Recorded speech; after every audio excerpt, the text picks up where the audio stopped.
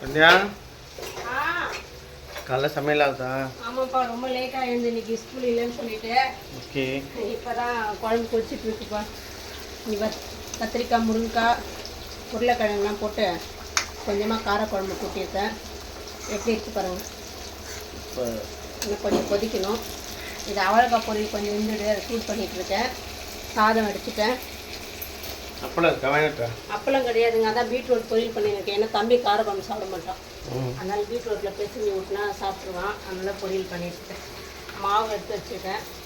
அரைக்கலை, தோசை ஊற்றிக்கலாம். சட்னிக்கு தேங்காய் எடுத்து வச்சுருக்கேன். உங்களுக்கு வழக்கம் போல் கஞ்சி ரெடி. Okay friends. இந்த பால் அங்கே காய்ச்சி வச்சுருக்கேன். நீங்கள் அப்புறமா ஆறின உடனே எனக்கு தயிர் மட்டும் போட்டு விட்டுருங்க, அவ்வளோதான். சரிங்களா? அது அப்படியே ஓரமாக இருக்கு. இங்கே வா, பூஜை ரூமுக்குள்ளே போகக்கூடாது. இங்கே வா. ஆமாம், இது நம்ம வீட்லேயே அரைச்சது தான் பொடி. ஓகே ஃப்ரெண்ட்ஸ், நம்ம இந்த வாரம் எல்லாம் ஸ்டார்ட் பண்ணிக்கலாம். கண்டிப்பாக ஸ்டார்ட் பண்ணலாம் ஃப்ரெண்ட்ஸ்.